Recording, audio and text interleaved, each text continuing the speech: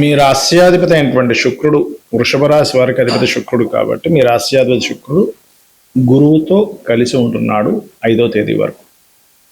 5 తర్వాత వెళ్ళి కేతుతో కలుస్తున్నాడు. అంటే చతుర్థంలో శత్రువుతో కలుస్తున్నాడు. ఇది చాలా గుర్తుపెట్టుకోవాల్సిన అంశం. 2లో రవి 17వ తేదీ వరకు. అదేవిధంగా బుధుడు కూడా 5వ తేదీకి వచ్చి 2లో చేరుతున్నాడు. 2వ అధిపతి 2లోకి, మరియు 3లో గురువు, అదేవిధంగా చంద్రుడు 12 రాసులు తిరుగుతూ ఉంటాడు. దశమంలో రాహువు, లాభంలో ఆ యొక్క శని, లగ్నంలో కుజుడి యొక్క సంచారం జరుగుతుంది.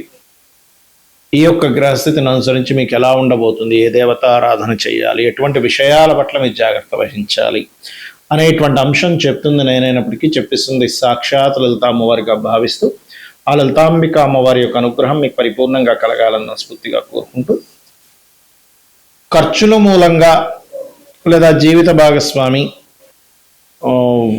పార్ట్నర్స్ మూలంగా మీకు స్ట్రెస్ అనేటువంటిది ఎక్కువగా ఉంటుంది. దీని నుంచి తగ్గించుకోవాలంటే ఈ యొక్క స్ట్రెస్ తగ్గడానికి మీరు ఆంజనేయ స్వామి యొక్క ఆలయాలకు వెళ్తూ ఉండండి, ఖచ్చితంగా తగ్గుతుంది. సుబ్రహ్మణ్య స్వామి ఆలయం కానీ ఆంజనేయ స్వామి ఆలయం కానీ.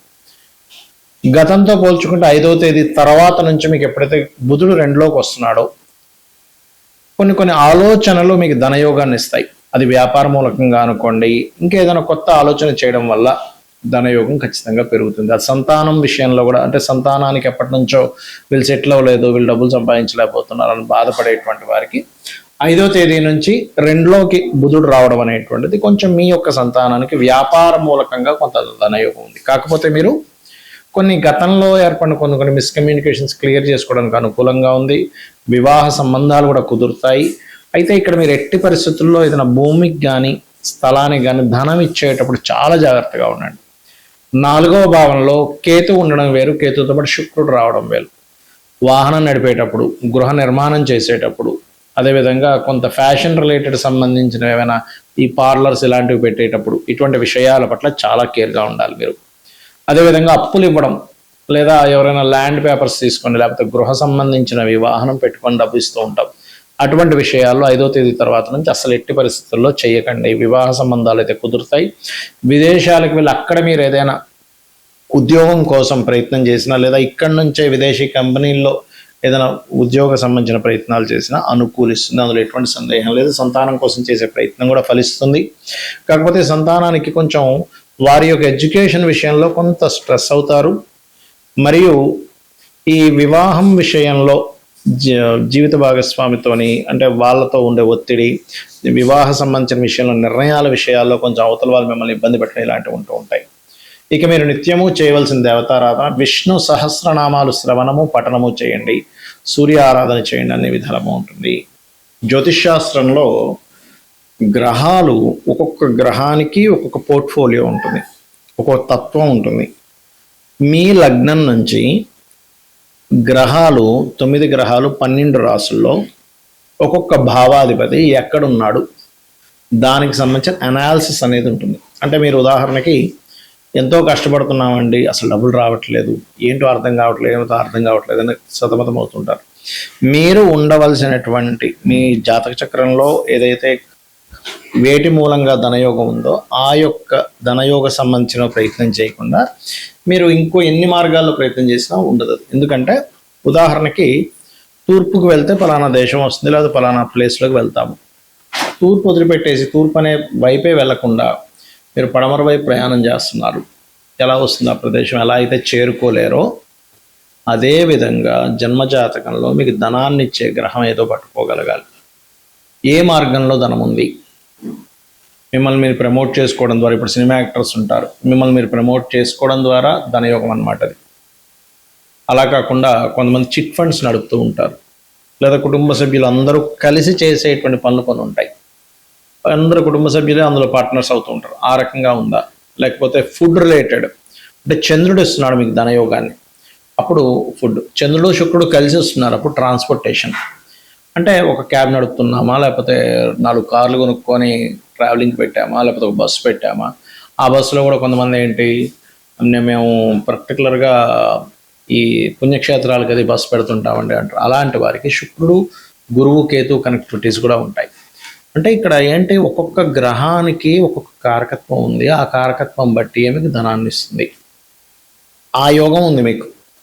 మీకు పలానా బ్యాంకులో అకౌంట్ ఉన్నప్పుడు, పలానా చెక్ బుక్ ఉన్నప్పుడు ఆ చెక్ బుక్ ఆ బ్యాంకులోనే ఎలా చెల్లుతుందో, మీకున్నటువంటి యోగము వలన ఎందులో అయితే యోగం ఉందో అందులోనే వస్తుంది. మరి మీరు అనొచ్చు ఏమండి, కొంతమందికి రకరకాల మార్గాల్లో వస్తుంది అంటే మల్టిపుల్ ధన యోగం అంటారు దాన్ని. అంటే మీ ధనాధిపతి దుస్వభావ రాశుల్లో ఉండడం, రకరకాల గ్రహాలతో కలిసి ఉండడం వల్ల మల్టిపుల్ ధన యోగం ఉంటుంది. కొంతమందికి 1-2 వాటిలోనే డబ్బులు వస్తాయి. కొంతమందికి ఒక 50 సక్సెస్ అయిన 51 దగ్గర ఇబ్బంది పడతారు. ఎందుకంటే ఆ మాటి మూలంగా ధనయోగం లేదు. మరియు ఆ సమయంలో పర్టికులర్గా ఆ యొక్క వ్యాపారాలు చేయడం మూలంగా వాళ్ళకి ధనహీనత యోగం ఏర్పడింది. దానివల్ల ఇబ్బంది పడడం ఇవన్నీ కూడా ఉంటాయి. ఇక ఇక్కడ గమనించుకున్నట్లయితే ఈ గ్రహాల యొక్క స్థితిగతులు ఏవైతే ఉన్నాయో, ఈ గ్రహ స్థితిగతులు పర్టికులర్గా గమనించుకున్నట్లయితే ఇక్కడ మీరు ఏదైతే ఉంటారో అంటే మీ కాంబినేషన్స్ అంటే చూడండి, ఒక్కోసారి మనకి పలానా పని చేయాలి, పలానా సంబంధంగా ఇలా అవుతుంది అన్నప్పుడు మీరు అర్థం చేసుకోవాల్సింది ఏంటంటే గ్రహాలు ఇక్కడ 3 రకాలుగా విడిపోతాయి గ్రహాలు. ఇప్పుడు కూడా ఎలా అంటే మీకు ఈ యొక్క ఆలోచన వచ్చింది, పలానా బిజినెస్లోకి వెళ్ళాలి, లేకపోతే పలానా ప్రాజెక్ట్ చేయాలి, ఏదైనా ఆ ఆలోచన మీకు నష్టపరచడానికి వచ్చిందా, లాభం కలగడానికి వచ్చిందా అనేది చాలా స్పష్టంగా జ్యోతిష్ శాస్త్రంలో ఆ గ్రహం చెప్తుంది చాలా స్పష్టంగా. అంటే చిన్న ఎగ్జాంపుల్ చెప్తా చూడండి. ఒక వ్యక్తి ట్రాన్స్పోర్టేషన్ పెడదాం అనుకున్నాడు. శుక్రుడు అంతర్దశ, శుక్రుడు మహాదశ. అవునండి, శుక్రుడు కాబట్టి వాహనాలు కాబట్టి నాకు ఆలోచన వచ్చింది, నేను సక్సెస్ అయిపోతానా? కాదు.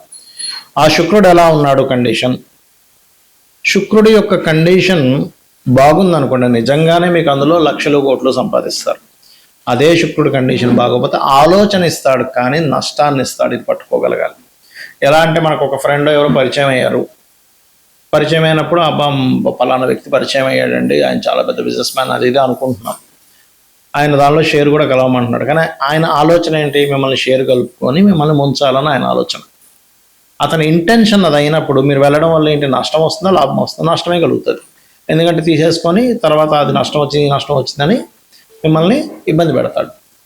అలా మీకు నడిచేటువంటి మహాదశలు, అంతర్దశలు, గోచారం అంటే ఎంతసేపు ఏలినాడ్సిన ఒకటే కాదు, ప్రతి గ్రహము అంటే నవగ్రహాల్లో ప్రతి గ్రహము యొక్క కదలిక ఈ గోచారాన్ని రూల్ చేస్తూ ఉంటుంది.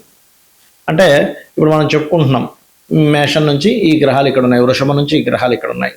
ఆ గ్రహం యొక్క ఎనర్జీ ఎలా ఉంది, ఆ ఎనర్జీ వల్ల మీకు ఎటువంటి ఫలితాలు వస్తున్నాయి అనేటువంటిది గోచారం రూల్ చేస్తూ ఉంటుంది. గోచారం మీకు చూపిస్తూ ఉంటుంది. అందుకే మనం ఈ గోచార ఫలితాలు చెప్పుకుంటాం. అంటే కాలము ఇలా ఉంది, ఇలా కాలం ఉంది కాబట్టి నువ్వు ఇలా ముందుకు వెళ్తూ ఉండు, కాలంలో ఇలా ఉన్నాయి పరిస్థితులు, నీకు ధనపరంగా ఇలా ఉన్నాయి, కుటుంబ పరంగా ఇలా ఉంది, గృహపరంగా ఇలా ఉంది, ఉద్యోగపరంగా ఇలా ఉంది అనేటువంటి చెప్పేదే గోచార ఫలితాలు. అయితే మీ పర్సనల్ చార్ట్లో ఉండేటువంటి స్ట్రెంగ్త్ చాలా ముఖ్యం గోచారం కంటే కూడా. అది గనక చాలా బాగుంటే గనక గోచారంలో జరిగేటువంటి కొంత ఇబ్బందికరమైనటువంటి ఫలితాలు ఏవైతే ఉంటాయో అవి చాలా మటుకు తగ్గిపోతాయి. అలా కాకుండా అక్కడ మీకు జన్మజాతకంలోనే బలం లేదు, గోచారంలోనే కొన్ని పాపగ్రహాలు వచ్చి కాంబినేషన్స్ వచ్చేసాయి. అందుకే చూడండి, అసలు ఎప్పుడు మేము పడలేదండి ఇంత ఇబ్బంది అంటూ ఉంటాం. ఎందుకు? కారణం ఏంటంటే మీ పర్సనల్ చార్ట్లో మహాదశ, అంతర్దశ అనుకూలంగా లేదు, దానికి తోడు గోచారం అలా వచ్చింది. ఇవన్నీ ఒక ఎత్తు అయితే మీరు సరైనటువంటి గృహంలో కూడా లేరు. మీరు ఉండవలసిన గృహంలో ఉండకుండా, అంటే మీకు సరిపోయే డైరెక్షన్లో ఉండకుండా దోషమున్న ఇంట్లో ఉంటే మళ్ళీ అక్కడ కూడా సేమ్ ఇవే నవగ్రహాలు అష్టదిక్కుల్లో ఉంటాయి కాబట్టి అది మళ్ళీ ఇంకొక దోషం ఎక్కువ అవుతూ ఉంటుంది. కాబట్టి ఇది చాలా క్లియర్గా మీరు ఇల్లు చెక్ చేసుకొని, మీరు ఇవన్నీ నాకు తెలియవండి, నాకు డేట్ ఆఫ్ బర్త్ లేదు, నాకు వాస్తు తెలియదు, నాకు అంత చూపించుకునే స్తోమత కూడా లేదంటే చాలా సింపుల్ టెక్నిక్. లలితా సహస్రనామాలు నిత్యము పారాయణం చేయండి, ఏమీ అక్కర్లేదు. అమ్మవారి మిమ్మల్ని చూసుకుంటుంది, ఒక కన్న తల్లిలాగా. శ్రీమాత్రే నమః.